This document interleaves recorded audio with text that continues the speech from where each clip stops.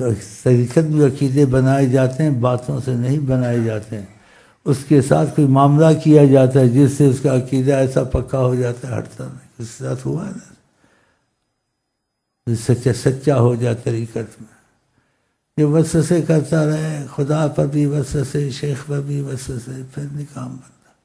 وسوسے تو پیچھے قبر تک نہیں چھوڑتے، لیکن وسوسوں کو مانے نہیں، موافقت نہ کرے، آتے رہے نہ مانے.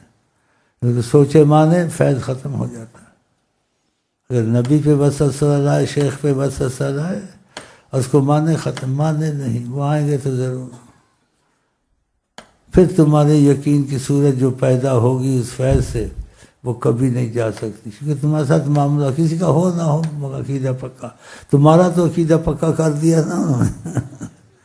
تو خدا کرے ہمارے دل آقا جی کی محبت میں سچائی آ جائے، اور ایمانداری کی سچائی، جس کو واقعہ کہتے ہیں سچائی، انشاءاللہ تعالی.